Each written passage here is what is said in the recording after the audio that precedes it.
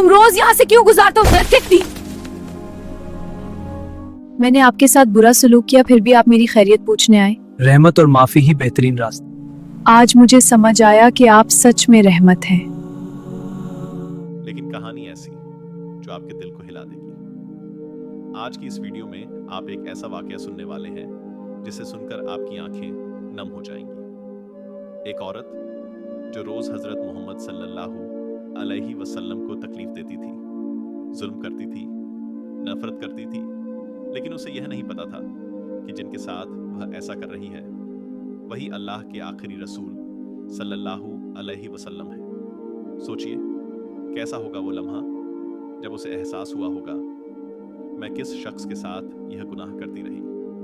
उसका दिल कांप उठा, आंखों से आंसू बहने लगे और उसे समझ आया वाकई आप नबी अकरम सल्लल्लाहु अलैहि वसल्लम हैं। दोस्तों, ये वाकया सिर्फ एक कहानी नहीं, ये सब्र, रहमत और माफी का ऐसा पैगाम है जो हमारी जिंदगी बदल सकता है। तो वीडियो को आखिर तक जरूर देखिएगा, क्योंकि आखिर में जो हुआ वह आपके दिल को छू लेगा। अगर आप ऐसे ही इमोशनल और ईमान बढ़ाने वाले वाकये देखना चाहते हैं तो चैनल को सब्सक्राइब कर लीजिए, वीडियो को लाइक कीजिए और कमेंट में जरूर लिखिए सल्लल्लाहु अलैहि वसल्लम। चलिए अब इस दिल को छू लेने वाले वाकये को शुरू करते हैं। आगाज मदीना मुनव्वरा की फजाओं में वही पाकीज़ा खुशबू बसी हुई थी, वो खुशबू जो सिर्फ ईमान से महसूस होती है। शाम का वक्त था, सूरज मदीना के रेगिस्तानी पहाड़ों के पीछे छिप रहा था और उसकी सुनहरी किरणें मस्जिद नबवी के गंबदों पर चमक रही थीं। हवा में खनकी थी, गलियों में बच्चों की हंसी, खजूरों के दरख्तों की हल्की सरसराहट और मस्जिद नबवी से मूजन की सदा गूंज रही थी। अल्लाहु अकबर, अल्लाहु अकबर। लोग नमाज मगरिब के लिए जमा हो रहे थे। हर चेहरे पर नूर था, हर दिल में सुकून। उसी पुरस्कून माहौल में एक बूढ़ी औरत अपने झुके हुए वजूद के साथ आहिस्ता आहिस्ता मस्जिद नबवी की तरफ बढ़ रही थी। उसके हाथ में एक पुरानी लाठी थी, कपड़े सादा मगर दिल ईमान से भरा हुआ। चेहरे पर भूख, थकन और फक्र के आसार थे, मगर आंखों में यकीन की रोशनी थी। बूढ़ी औरत की फरियाद वो मस्जिद के दरवाजे पर पहुंची और आहिस्ता आवाज में कहने लगी, अस्सलाम अलैक या रसूल अल्लाह। फिर उसकी आवाज कांपने लगी, या रसूल अल्लाह सल्लल्लाहु अलैहि वसल्लम, मेरे बच्चे कई दिनों से भूखे हैं, मेरे घर में कुछ नहीं। मैंने हर दरवाजा खटखटाया मगर कहीं से मदद न मिली। या रसूल अल्लाह, अब सिर्फ आपके दर पर आई हूँ। ये अल्फाज मस्जिद के सहन में गूंज गए। करीब बैठे सहाबा के दिल कांप गए और नबी करीम के दिल में रहमत का समंदर उमड़ आया। आप फौरन बाहर तशरीफ लाए। आपके चेहरे पर वही नूर, वही मुस्कुराहट जिससे गमजदा दिलों को सुकून मिलता था। आपने नरमी से फरमाया, उम्मा परेशान ना हो, जिस रब ने हमें पैदा किया वो रिज्क भी देने वाला है। चलो मैं खुद तुम्हारे घर चलता हूँ। रहमत का सफर ये सुनकर सहाबा हैरान रह गए। हजरत उमर ने अर्ज किया, या रसूल अल्लाह, हम खादिम हाजिर हैं, हम ले चलते हैं सामान। आप मुस्कुराए और फरमाया, नहीं उम्र, आज मैं खुद उनके घर जाऊंगा, क्योंकि आज किसी भूखे के चूल्हे में रोशनी में जलाना है। फिर आपने अपने हाथों से कुछ आटा, खजूरें और पानी का मिश्कीजा उठाया। हजरत अली आगे बढ़े और अर्ज किया, या रसूल अल्लाह, मैं उठा लूं ये वजन। आपने फरमाया, अली, जिस घर में अल्लाह की रहमत जाने वाली हो वो वजन नहीं बरकत होता है।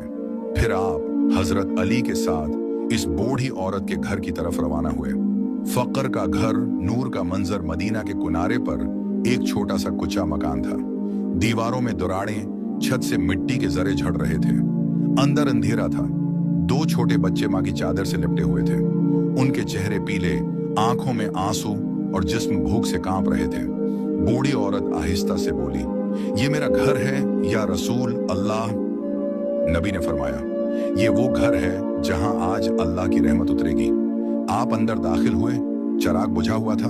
आपने अपने हाथ से उसे जलाया, फिर एक लकड़ी की चौकी निकाली और अपने दस्ते मुबारक से आटा पीसने लगे। हजरत अली ने अर्ज किया, या रसूल अल्लाह, आप आराम फरमाएं, मैं ये कर लेता हूं। आपने नरमी से फरमाया, अली, किसी भूखे को खाना खिलाना जितना सुकून देता है, इतना सुकून किसी सजदे में भी कम ही मिलता है। मोहब्बत का लम्हा चुकी की घूमती हुई आवाज के साथ नबी के लबों पर कुरान की तलावत जारी थी। आपकी ज़बान मुबारक से निकलने वाले अल्फाज बिस्मिल्लाहिर्रहमानिर्रहीम यर्ज़ुक़ु मन यशाउ बिगैर हिसाब, अल्लाह जिसे चाहे बेहिसाब रिस्क देता है। ये आयात जैसे उस ऊंचे मकान की फजा को बदल गई। दीवारों से रोशनी झलकने लगी, बच्चों के चेहरे पुरस्कून हो गए। फिर नबी ने अपने हाथों से रोटी बनाई और जब वो तैयार हुई आपने खुद उन बच्चों को लुक़मे खुलाए। एक बच्चे ने नबी का हाथ थाम लिया और मुस्कुराकर बोला, अमी ये कौन है? उनके हाथों से सुकून आता है। माँ की आंखों से आंसू बहने लगे। वो बोली, ये वो हैं जिन्हें अल्लाह ने सारे जहानों के लिए रहमत बनाकर भेजा है। ये हमारे नबी मोहम्मद हैं। आंसू, शुक्र और सुकून बूढ़ी औरत नबी के कदमों में गिर गई। या रसूलुल्लाह, आप जैसे अजीम हस्ती मेरे घर आए, ये मेरी जिंदगी का सबसे बड़ा आएजाज है। आपने फरमाया, उम्मा, इज्जत उसको नहीं जो दौलतमंद है, बल्कि उसको है जिसके दिल में शुक्र है। अल्लाह तुम्हारे सब्र से खुश है। फिर आपने दुआ के लिए हाथ उठाए, इल्लाहुम्मा अर्जुक़हा रिज़्क़न तय्यबन वग़फ़िर लहा वाजल बैतहा नूरन। ए अल्लाह, उसे पाकीज़ा रिज़्क़ दे, उसे बख्श दे और उसके घर को नूर से भर दे। उसी लम्हे आसमान से हल्की सी खुशबू आई, ऐसी खुशबू जैसे जन्नत के फूलों से उठती हो। चिराग की रोशनी बढ़ गई और घर के दर व दीवार नूर से जगमगाने लगे। हजरत अली की आंखों से आंसू बह गए। वो बोले, या रसूल अल्लाह, आपके हाथों में वाकई रहमत उतरती है। आपने फरमाया, अली याद रखो, अल्लाह के नजदीक सबसे महबूब वो बंदा है जो दूसरों के दुख को अपना समझकर उनकी मदद करे। ईमान का तहफा जब नबी वापस जाने लगे, बूढ़ी औरत ने कहा, या रसूल अल्लाह, आज के बाद मेरे घर में भूख नहीं होगी, क्योंकि आज आपके कदमों की बरकत दाखिल हुई है। मेरी जान आप पर कुर्बान। आपने मुस्कुराकर फरमाया, उम्मा, भूख खत्म तब होती है जब दिल ईमान से भर जाए। अल्लाह तुम्हें और तुम्हारे बच्चों को ईमान पर कायम रखे। फिर आपने जाते हुए फरमाया, जिसने किसी भूखे को खाना खिलाया, अल्लाह क़यामत के दिन उसे अपनी रहमत के साये में जगह देगा।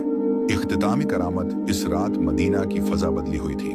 हवा में सुकून था और मस्जिद नबवी से तलावत की आवाज आ रही थी, इल्लाहुम्मा सल्ली अला मुहम्मदिन व अला आले मुहम्मदिन। बूढ़ी औरत के घर के चिराग की रोशनी दूर से चमक रही थी। गविया कि अल्लाह का फरिश्ता भी वहां रख गया हो। बच्चे सो चुके थे और उनके लबों पर वही अल्फाज थे जो उनके नबी के लबों से निकले थे, अल्हम्दुलिल्लाह अल्लज़ी उतामना व सक़ाना व जअलना मिनल मुस्लिमीन। तमाम तारीफें उस अल्लाह के लिए हैं जिसने हमें खाना दिया, पानी दिया और हमें मुसलमान बनाया। सबक रहमत लिल आलमीन की आजिज़ी। नबी ने अमीरों के नहीं, गरीबों के दरवाजे पर रोशनी की। अल्लाह ही राज़िक़ है। जो अल्लाह पर यकीन रखता है वो कभी महरूम नहीं होता। ईमान सबसे बड़ी दौलत। फ़क्र में भी सुकून मुमकिन है अगर दिल में अल्लाह का यकीन हो। खिदमती खल्क इबादत है। नबी ने फरमाया, लोगों में बेहतरीन वो है जो दूसरों के लिए फ़ायदा मंद हो। आखिर रात मदीना के आसमान पर चांद पूरी आबोताब से चमक रहा था। हवा में खुशबू फैल चुकी थी और फरिश्ते तस्बीह पढ़ रहे थे। वो रात जिसमें नबी ने भूखे बच्चों को खाना खिलाया, मदीना की तारीख में हमेशा के लिए रहमत की रात बन गई और फजा में एक ही सदा गूंज रही थी, अल्लाहुम्मा सल्ली अला मुहम्मद व अला आले मुहम्मद कमा सल्लैत अला इब्राहीम व अला आले इब्राहीम। ये थी हजरत मोहम्मद और बूढ़ी औरत की ईमान अफरूज कहानी, जो हमें ये सिखाती है कि जब दिल में यकीन, सब्र और शक्र हो तो अल्लाह का दर कभी बंद नहीं होता।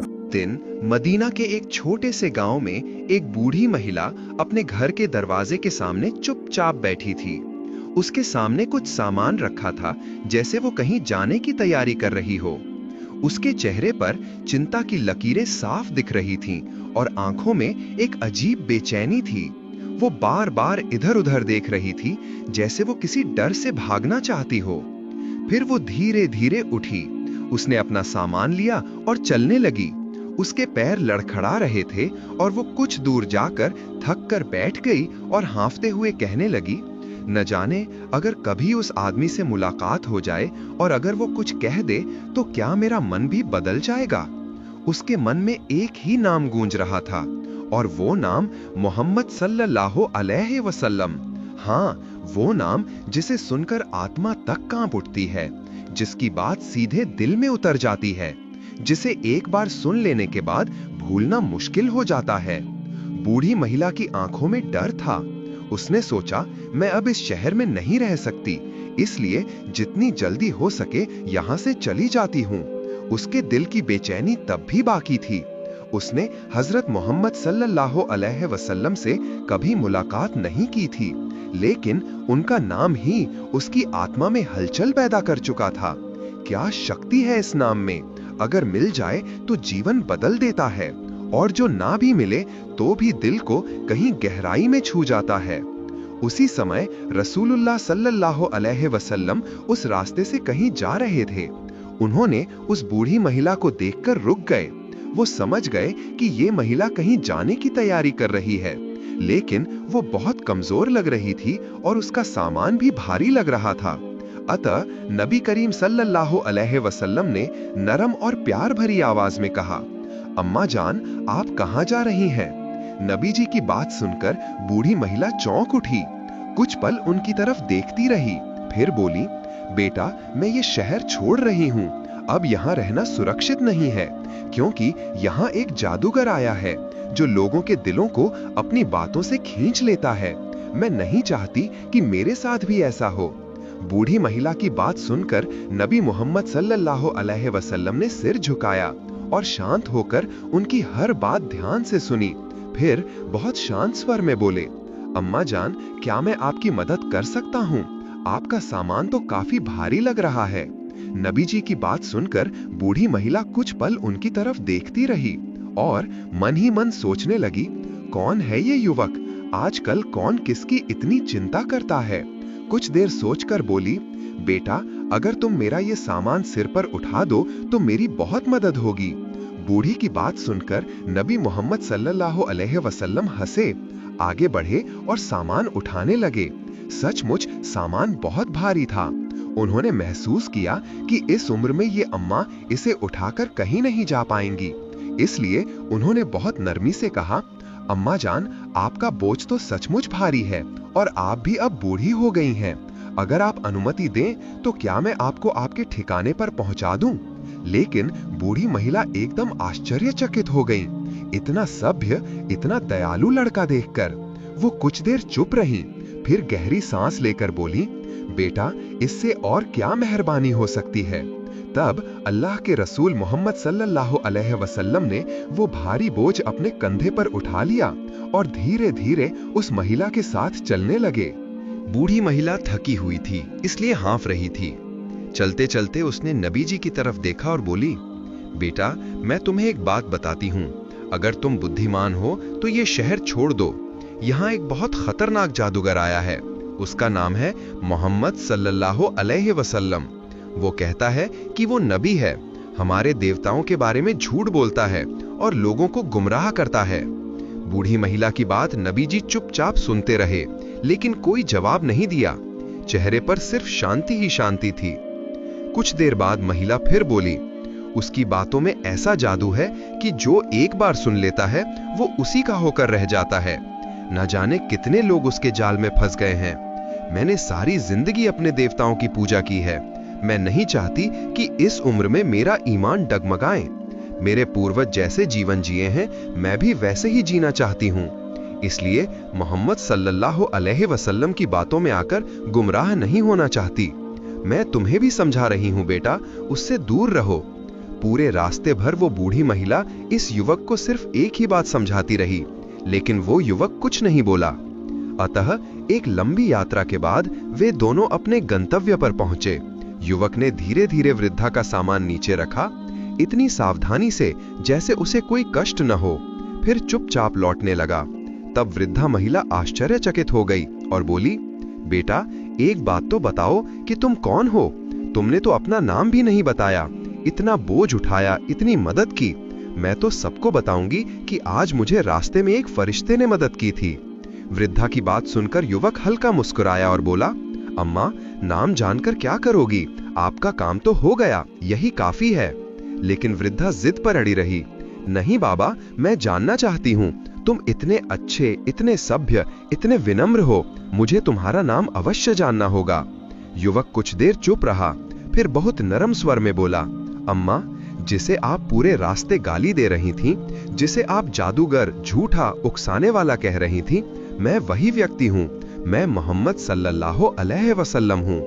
ये सुनकर वृद्धा महिला जैसे स्तब्ध रह गई। होंठ कांपने लगे, आंखें बड़ी हो गईं और गला सूख गया और बोली, तुम ही मोहम्मद सल्लल्लाहु अलैहि वसल्लम हो? रसूलुल्लाह सल्लल्लाहु अलैहि वसल्लम मुस्कुराए, सिर झुकाया और बोले, हाँ अम्मा, मैं ही मोहम्मद हूं।